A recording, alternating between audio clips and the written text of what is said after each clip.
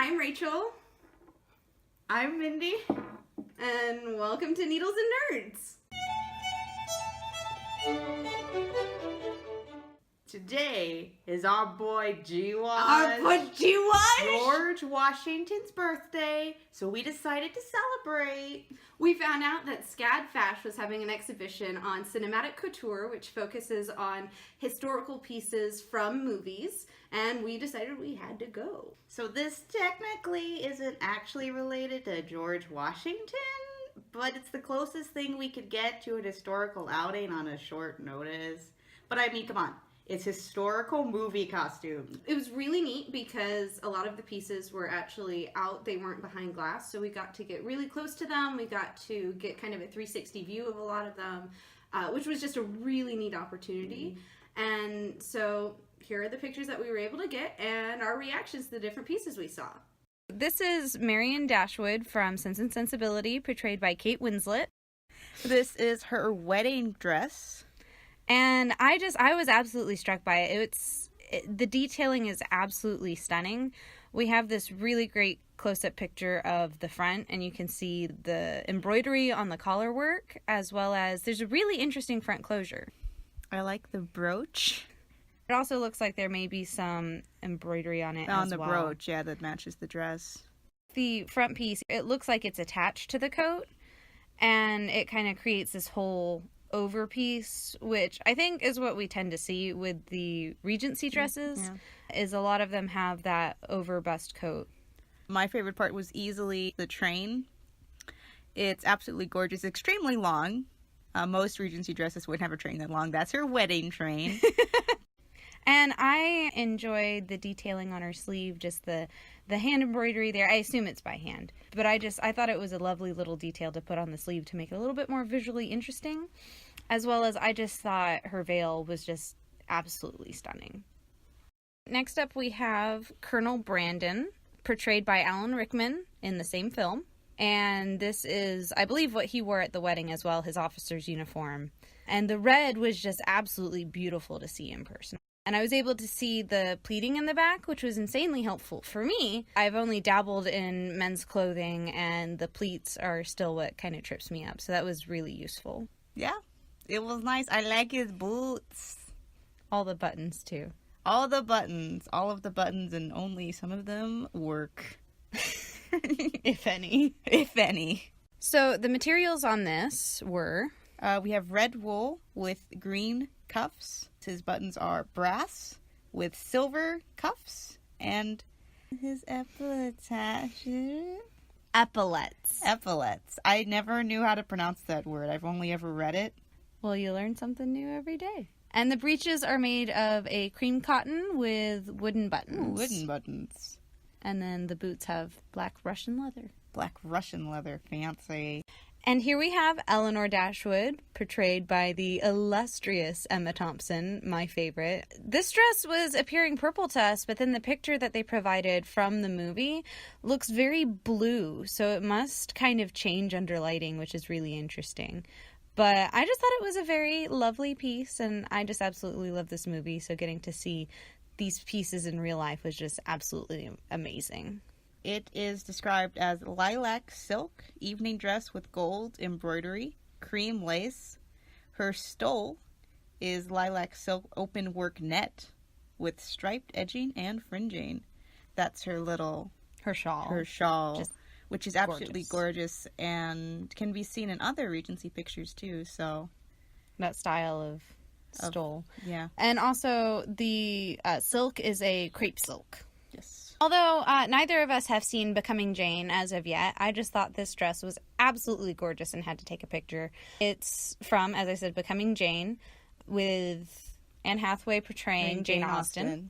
So some details about the dress. It is made of maroon wool with orange and green silk leaf embroidery. And there is also pictured here and on the model a white kerchief for modesty's sake. Or warmth. That is true. This dress was really interesting because it also had a front closure, but it had a front drawstring closure.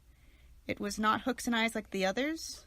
This one had a string in it. And then the other thing we noticed is a lot of them tend to have little belts to make them look a little bit more fitted under the bust, while still allowing for the material to be able to fit on the person. And here we are entering the Pride and Prejudice side of the exhibit. So the first one is Caroline Bingley's dress, and she was portrayed by Anna Chancellor. And it's a beautiful chartreuse gown. You know, as much as I dislike her character, she did a great job portraying her, and it's a very pretty gown. Especially seeing it in person. I feel like it didn't photograph as well in the movie. It's silk, yes? It's silk. It is silk. Silk with a lot of beading. These are back closures, for anyone wondering. With buttons, usually. This one didn't have visible buttons, but the other ones did. Yeah, the other ones have visible buttons. Gold silk, beaded bordering, bodice decoration, blah, blah, blah. You see it. It's pretty. It's pretty. It's silk. And then we have Mrs. Hurst, portrayed by Lucy Robinson.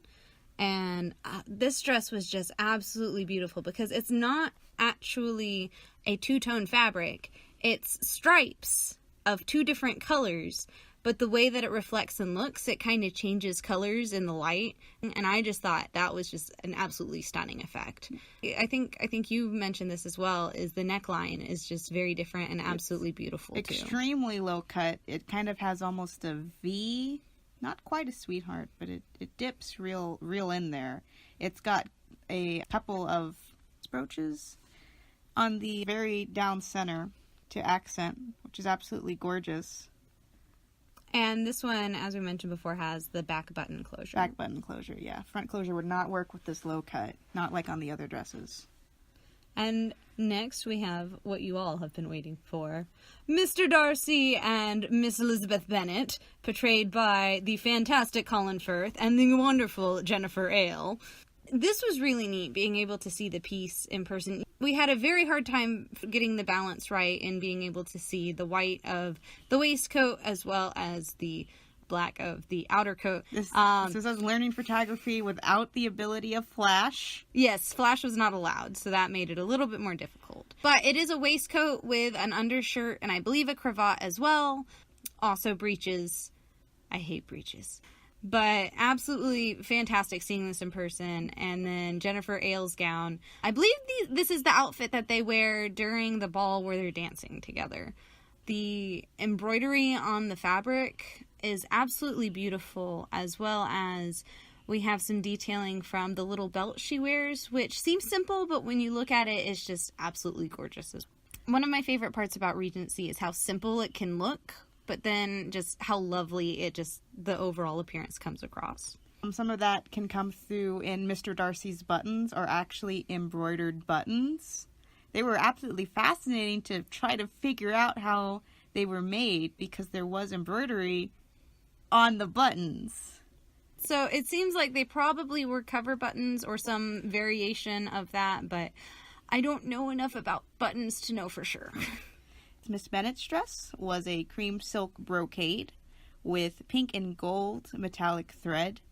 So that's how some of that detail from the embroidery can come out, is with that shiny thread. And there's a separate brocade on the hem, a floral brocade. So the hem is actually a bit different from the rest of the dress. Which is just my favorite. That's how you get them details in there. So this has been our quasi-historical celebration of our boy George. He would be 287 years old today. Happy birthday, General Washington. Mr. President.